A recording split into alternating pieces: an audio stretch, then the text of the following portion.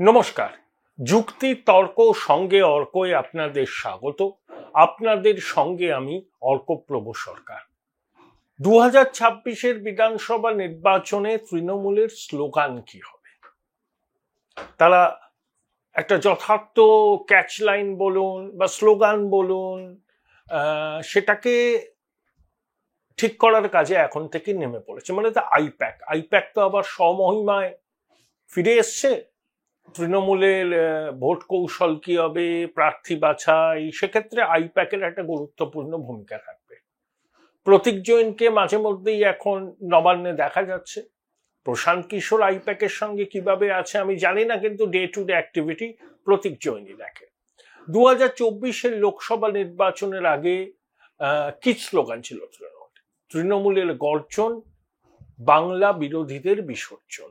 2021 সালে যে ক্যাচ লাইনটা যথেষ্ট হিট করেছিল, বাংলা নিজের মেয়েকে চায়, অর্থাৎ মোদিজি, অমিত শাহ, বিজেপির নেতৃত্ব বহিরাগত, হিন্দি আগ্রাসনের বিরুদ্ধে বাংলার মানুষের ভরসা হচ্ছেন মমতা বন্দ্যোপাধ্যায়।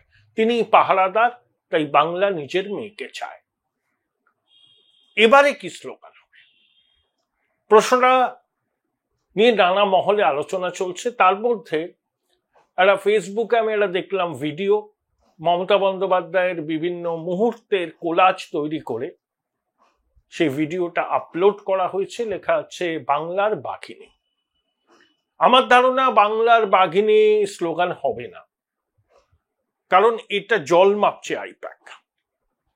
বাংলার বাঘিনী স্লোগান কতটা মানুষ অ্যাকসেপ্ট করবে বা আদৌ করবে কিনা সেসব নিয়ে সন্দেহ আছে। দেখুন, এবারের নির্বাচনটা সব দিক থেকে আলাদা তৃণমূলের। প্রথম কথা, 15 বছরের প্রতিষ্ঠান বিরোধিতা। 2, নানাবিধ দুর্নীতিতে শাসক দল জর্জরিত। 3, হিন্দু ভোটের কনসলিডেশন। কেউ বলতে পারেন যে হিন্দুরা ওইভাবে ভোট দেয় না, তারা ভুল করছেন। পশ্চিমবঙ্গে বিজেপি যে ভোট পায় 39%, তার তো হিন্দু ভোটই 2,33,00,000 ভোটের মধ্যে মুসলমান ভোট বা অন্য ভোট কত? খুব নমিনাল। তাহলে 2,33,00,000-এর মধ্যে 95% হচ্ছে হিন্দু ভোট। তাহলে হিন্দু ভোটের কনসলিডেশন হয়ে গেছে পশ্চিমবঙ্গে। কিন্তু ক্ষমতায় আসতে গেলে যে ক্রিটিক্যাল মাসটুকু দরকার, সেটা বিজেপি এখনো অব্দি পায়নি।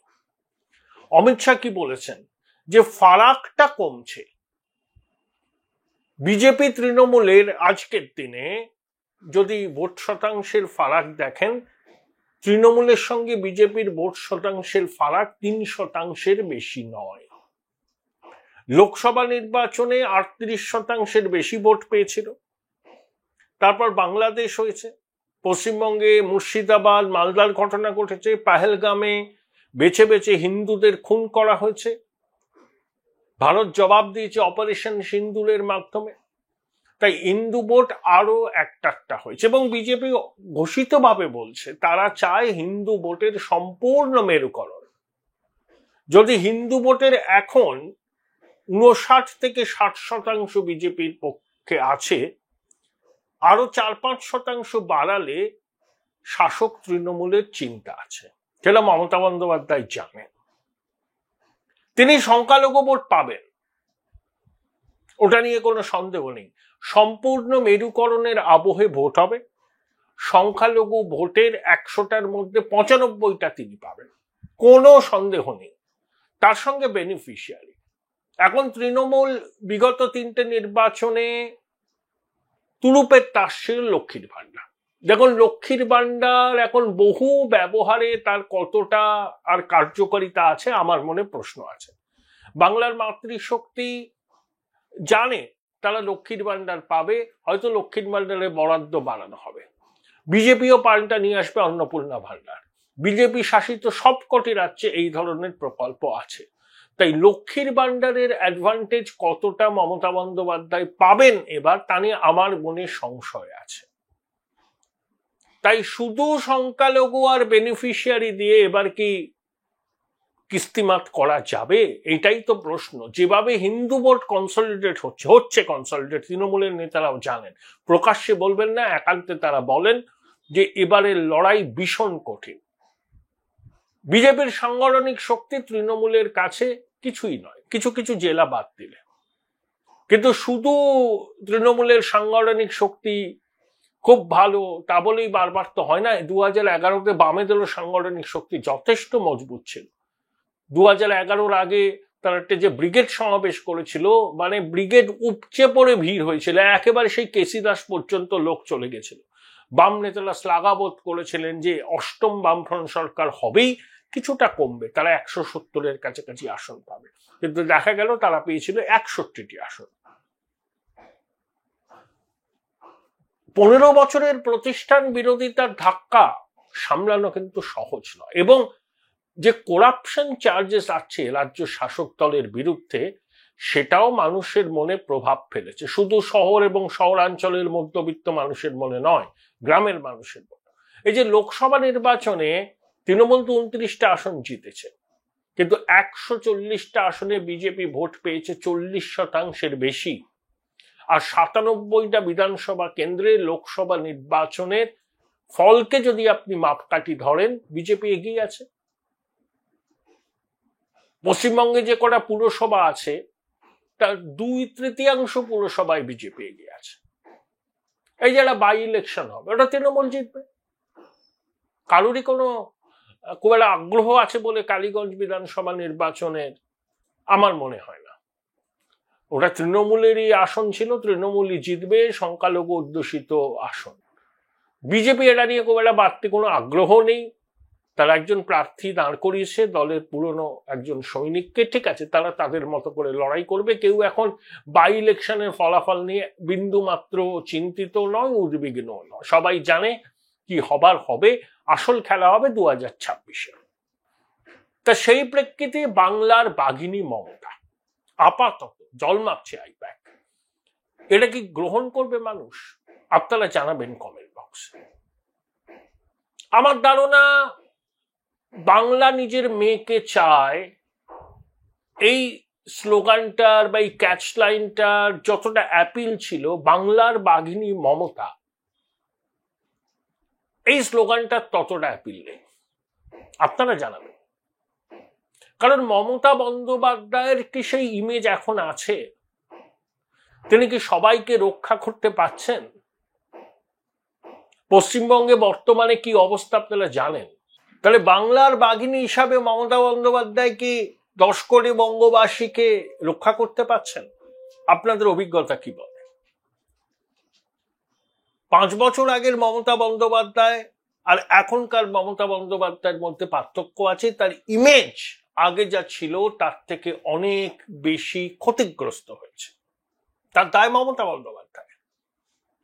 দেখুন, এই যে কেষ্টমণ্ডল এই যে অকথা কুকথা বলল, কি ব্যবস্থা নিচ্ছে প্রশাসন?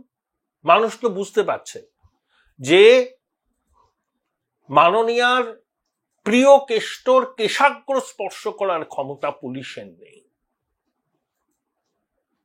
কেশলো মেডিকেল সার্টিফিকেট দিচ্ছে, বলছে জ্বর হচ্ছে, করোনা পরীক্ষা করাবে, এই ধরনের ভাষা ব্যবহার করলেন পুলিশ কর্মীর বিরুদ্ধে তার পরিবারের লোকদের উদ্দেশ্য করে।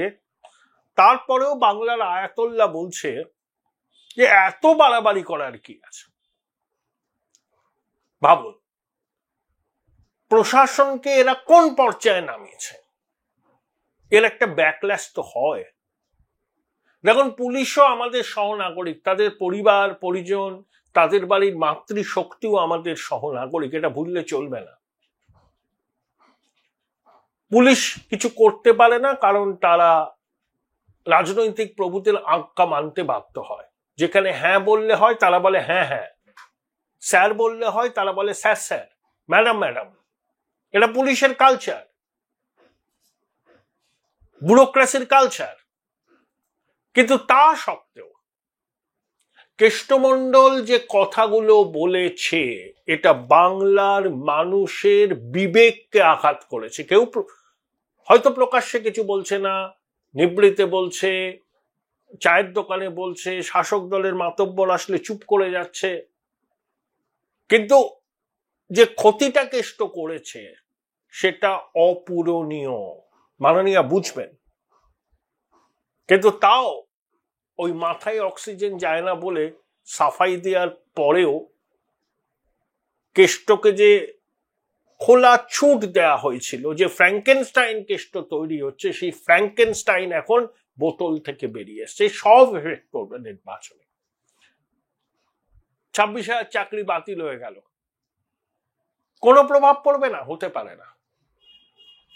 এবং এবারে নির্বাচন অন্যভাবে হবে, কোনো না কোনো ফর্মে কেন্দ্রীয় হস্তক্ষেপ, এবং রাজ্য প্রশাসনের আধিকারিকদের নির্বাচনে ভূমিকা ন্যূনতম থাকবে। Join Indian Institute of Hotel Management now. Right choice, right decision. আগামী কয়েক মাসের মধ্যেই পরিষ্কার বোঝা যাবে। এই প্রেক্ষিতে এবার নির্বাচন, স্লোগান তৃণমূল ঠিক যেটা করতে চাইছে, বাংলার বাগেরই ঠিক আছে, জল মাপতে চাইছে। কোন স্লোগানই এবার শেষ পর্যন্ত মানুষকে আকৃষ্ট করবে বলে মনে হয় না, কারণ সবকিছুরই একটা লিমিটেশন আছে, একটা রেজিমেরও এক্সপায়ারি ডেট থাকে। আমি জানি না পশ্চিমবঙ্গের শাসক কুলের এক্সপায়ারি ডেট চলে এসছে কিনা, কিন্তু কঠিন নির্বাচন, প্রত্যেকটা নির্বাচন কঠিন। 2024-এর নির্বাচন হচ্ছে কঠিনতম। তার কারণগুলো বললাম। সংখ্যালঘুরা ভোট দেবে তৃণমূলকে, বেনিফিশিয়ারির একটা অংশ তৃণমূল পাবে, তা সত্ত্বেও তৃণমূল নিজেই কনফিডেন্ট নয়। মুখে অনেক বাকতাল্লা করা যায়, 250টা আসন পাবে ইত্যাদি ইত্যাদি, অত সহজ হবে না। কারণ তৃণমূল তো পরীক্ষা দেবে 100, বিজেপি দেবে 70। 70-এর মধ্যে বিজেপি ফার্স্ট ক্লাস পাওয়ার চেষ্টা করছে। তাই লড়াই এবার জবরদস্ত, ফটো ফিনিশ হবে। আর যদি বিজেপি তাদের প্রত্যাশা মতো আরো 6-7% হিন্দু ভোট কনসলিডেট করতে পারে, মানে হিন্দু ভোট যদি বিজেপির পক্ষে 65%-এর কাছে এসে দাঁড়ায়, মানে হিন্দু ভোটের 65% যদি বিজেপিকে ভোট দেয়, তাহলে বিজেপি কিস্তিমাত করবে। আর যদি একটু কম আসে, ঘাড়ের কাছে নিঃশ্বাস ফেলবে। অনেক জায়গায় ফটো ফিনিশ হবে। বামেরা তৃণমূলের সঙ্গী হিসাবে কাজ করবে, এমনি প্রকাশ্যে তারা লম্প জম্প করবে, কিন্তু যে যে আসনগুলো খুব জয় পরাজয়ের নিষ্পত্তি অল্প ব্যবধানে হবে, বামেরা ভোট কাটবে, কেটে তৃণমূলের জয় সুগম করবে। কিন্তু বামেদের হিন্দু ভোটও কতটা থাকবে তাদের দিকে, সেটা নিয়ে প্রশ্ন আছে কংগ্রেসের। সম্পূর্ণ মেরুকরণের আবহে ভোট হবে। এর মধ্যেই শঙ্কর মালাকার কংগ্রেস ছেড়ে তৃণমূলে যাচ্ছে। দেখুন, অধীর চৌধুরী যখন প্রদেশ কংগ্রেসের সভাপতির পদ থেকে সরে দাঁড়ালেন, তখন 3টে নাম নিয়ে খুব আলোচনা হয়েছিল তৃণমূলের মধ্যে। তাদের প্রথম পছন্দ ছিল প্রদীপ ভট্টাচার্য, 2 ছিল শঙ্কর মালাকার, 3 ছিলেন শুভঙ্কর সরকার। এরা হচ্ছে তৃণমূলী কংগ্রেস, অর্থাৎ তৃণমূলপন্থী কংগ্রেস নেতা। এরা যদি প্রদেশ কংগ্রেসের দায়িত্বে আসে, তাহলে ওই জোট ঘোট পাকাতে সুবিধা হয় তৃণমূল এবং কংগ্রেসের। শুভঙ্কর সরকারকে যদি একটা আসন তৃণমূল ছেড়ে দেয়, সমর্থন করে, শুভঙ্কর সরকার রাজি হয়ে যাবে, তাহলে বিধানসভায় কংগ্রেসের একটা হয়তো প্রতিনিধিত্ব থাকবে। শঙ্কর মালাকার এক্সপেক্ট করেছিলেন তিনি প্রদেশ সভাপতি হবেন, হননি। মাটিগাড়া নকশাল বাড়িতে 2011, 2016 জিতেছেন, 2021 বিজেপির কাছে হেরে গেছেন। তাই শঙ্কর মালাকার তৃণমূলে যোগ দিলে তৃণমূল উত্তরবঙ্গে কতটা শক্তি পাবে, এই পোলারাইজেশনের আবহে আমার ডাউট আছে। ভোট সম্পূর্ণ মেরুকরণের মাটিতে হবে, এবং কংগ্রেস তৃণমূল যদি হাত দলাদলি করে, কংগ্রেসের অবশিষ্ট যে ভোট আছে হিন্দু ভোট, সেই ভোটও শিফট করে যাবে বিজেপির দিকে। সে তো দেখা যাবে কি হবে। কিন্তু কি স্লোগান দেবে তৃণমূল? বাংলার বাগানে কি অ্যাপ্রোপ্রিয়েট? মানুষ কি নেবে? আমার দর্শকরা কি বলছেন কমেন্ট বক্সে লিখে জানান। আর আপনাদের মনে যদি কোনো স্লোগানের জন্ম হয়ে থাকে সেটাও কমেন্ট বক্সে লিখে জানাবেন।